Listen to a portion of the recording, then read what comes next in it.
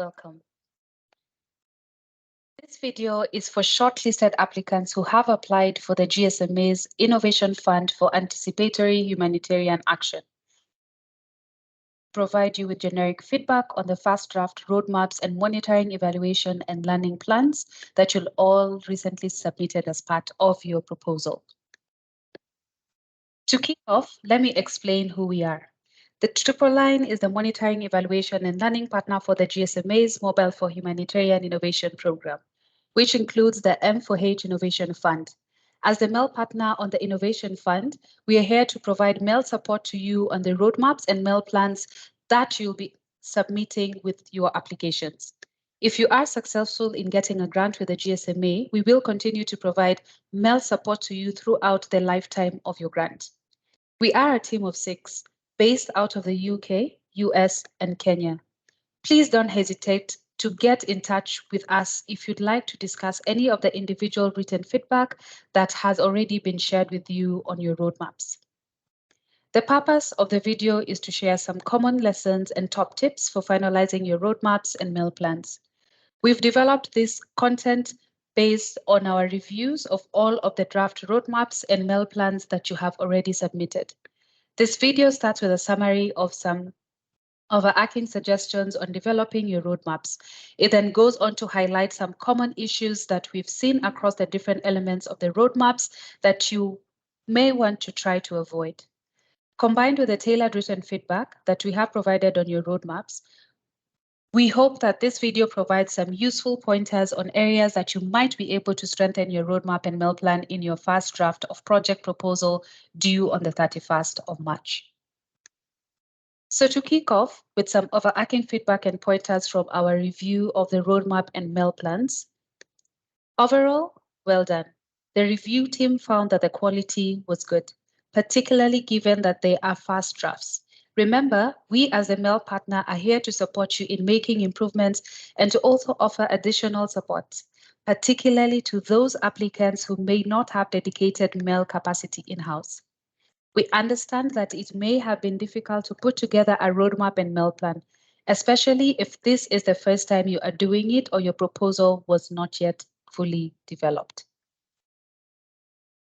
Some key points from our reviewers are: try to keep it simple.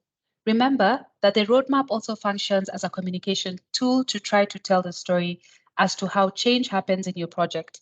That is, how one element leads to another. Keeping it simple means that someone, for example, the fund panel reviewing your application, can understand what your project is about from a quick glance. Try to ensure consistency between the contents of the pitch or proposal and what is presented in the roadmap and MEL plan. The two documents should be complementary. The roadmap diagram is not a project implementation plan, showing how your project will be implemented in a chronological step or phase. Instead, it should represent the project theory or theory of change, which articulates how and why change is supposed to happen in relation to the project. The roadmap diagram format is a guide. You can add additional boxes for additional outputs or assumptions if you think this is necessary, or take some time away if there are too many of your projects. Lastly, when considering the MEL plan, our top tip is to think about what is realistic or achievable over the grant period in terms of what can be measured throughout your indicators or in your learning questions. Now we'll go through the different elements of the roadmap diagram in turn and describe some of the common pitfalls we saw and how to avoid them. Let's start with the problem statement. The problem statement should set out the key problems that your project is working to address. When drafting the problem statement in your roadmap diagram, try to keep it concise and focused on the immediate and main problem that your project is trying to address.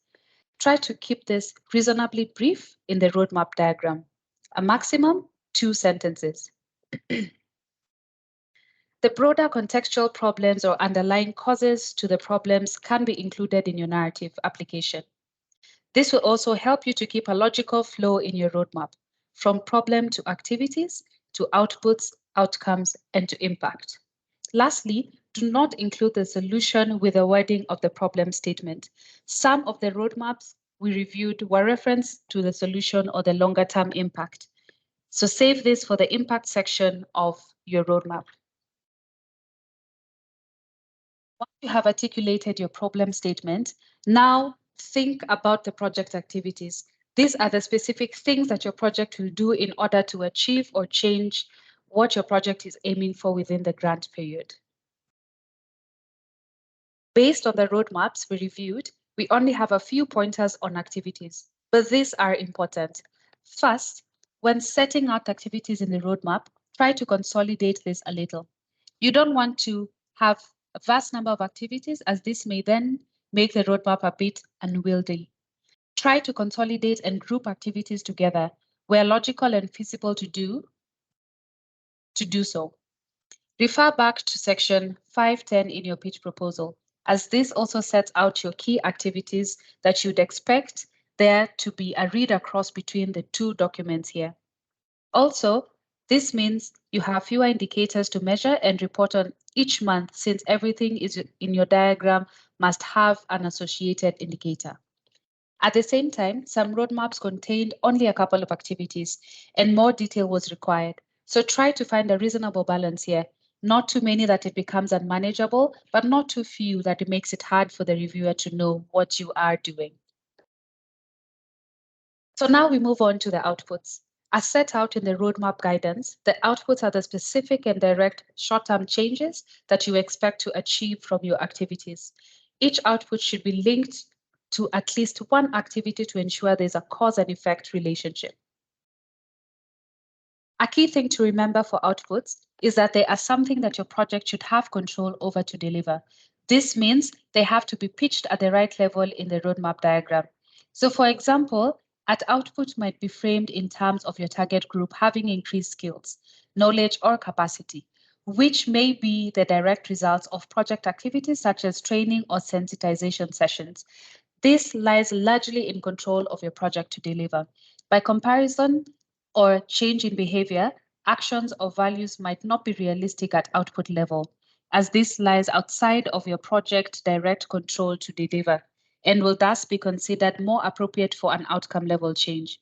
Of course, this will be project context specific. There isn't a blanket rule on this, so do consider what is appropriate for a project and what you are actually doing. And that's what feels reasonably within your control to deliver on. It's an important thing that outputs are framed as a change situation or result and are not at the activity level. So in summary, try to consider the level at which you set your outputs in your roadmap diagram and ensure it is appropriate for the output level change.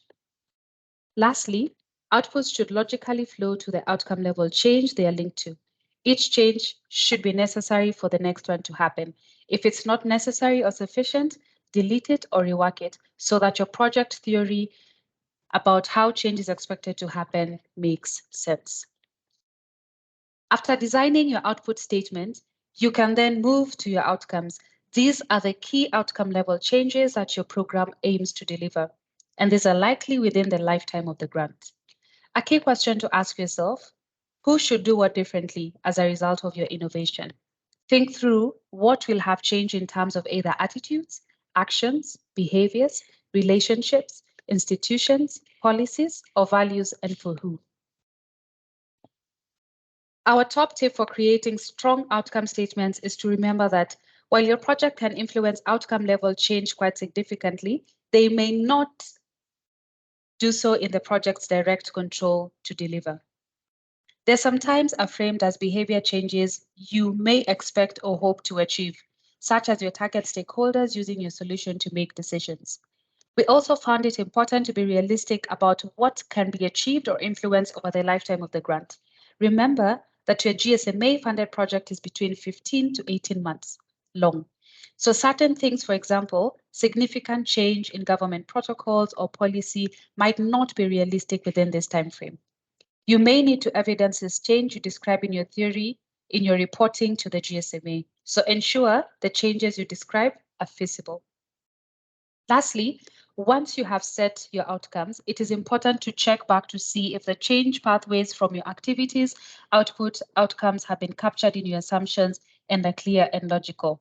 Remember that there should be a change pathway that articulates how change happens. The last stage in the roadmap diagram is the impact statement. The impact is the long-term impact that your project is going to contribute towards. It is likely that it will happen beyond the GSMA funding window. We found that impact statements are often well designed, but note that there should only be one overall impact that reflects the longer-term change the project contributes towards. It can be helpful to look back at your problem statement and see whether your impact statement directly relates to it. Remember that your problem statement laid the foundation for articulating what your project does to contribute towards the long-term impact you hope to achieve. Talk through some of the common pitfalls around assumptions before moving on to the last section of this video, the MEL plan. When checking through the different change pathways, you may need to identify the underlying assumptions or conditions that need to be in place for your project to achieve what it sets out to do. This your roadmap diagram to influence change at another level. In many cases, this involves thinking through what other influences or external conditions need to be in place to bring about change in addition to your project. Overall, we were really impressed with the assumptions in the roadmap diagram. They can be quite tricky to understand and come up with, and the review team felt that all applicants had done a good job. Based on our reviews, we do have a couple of top tips for creating assumptions. Assumptions should be aligned to the change pathways in your roadmap diagram. That is, it is important to think about them between activities and output levels, between outputs and outcomes, and between outcomes and impacts. You may want to consider whether you need to include assumptions relating to partnerships being established or maintained, access to mobile technology or internet, and or literacy to equity-related assumptions, etc. Also, assumptions should change as you change other elements of your roadmap. If you need to add more assumption boxes, that is fine. So we've covered our top tips from our reviewers on your roadmaps. I'll now move on to the common pitfalls that are key lessons from our reviewers on the MEL plans, and starting with the indicators, or what you call the KPIs. Indicators are a qualitative or quantitative metric that provide a simple and reliable way to measure project progress or change. Our first suggestion relating to indicators is an important one. Please be conscious of the number of indicators in your roadmap. As part of your contractual obligations to the GSMA, you will be obliged to report against all of the indicators that you set out in your MEL plan, perhaps on a monthly basis. As such, it's important to take a judicious approach and only include indicators that you can realistically measure and which are useful for demonstrating project progress. Secondly, we noticed that some indicators were composite. That is to say, one indicator measured more than one thing at a time. Try to separate this out so that each indicator tracks one measure of change. Thirdly, indicators need to be expressed as a metric that can be measured. So by this, I mean that they should not include targets within them. And lastly, try to ensure that the data sources you have proposed are realistic. So ask yourself, can I realistically capture this data? And will I be able to do so on a regular, ongoing basis? Lastly, moving on to the learning questions in the MEL plan. Overall, we felt that the learning questions have been well designed, with many of them aligned to the project scope. When developing the second draft of your MEL plan, keep the following tips in mind. Learning questions should start with what, how, to what extent, or to what level. By framing them in this way, you help to ensure they are clear and specific. Sometimes, a learning question may be linked to your assumption, testing or exploring whether the assumption held true or not. Second, while it's of course or okay for learning questions to be ambitious in scope, do try to ensure that they are realistic and answerable within the grant period and using the data sources provided. They should also focus on what your project is hoping to achieve during the grant period. Rather than the bigger picture goal or longer term impact, If your project is a pilot, then what exactly are you hoping to learn or evidence to create a sufficient test case? This brings me to the end of this video. Thank you for taking the time to listen, and I hope that you found these top tips useful. Just a reminder, in terms of what happens next, once you receive your written feedback, if you would like to have a one-to-one call with us to discuss your feedback or any other mail queries you may have, please do get in touch. The email from your GSMA Market Engagement Manager contains instruction on how to set this call up. Please use the written feedback and the call if you have one to help you revise the roadmaps and mail plans. Your revised roadmaps and mail plans are due along with your complete first draft proposal on the 31st of March, after which we will review and provide feedback on the roadmaps and mail plans as necessary on the 14th of April. The Triple Line team will be available during the first week of May to provide demand-led drop-in help desk sessions.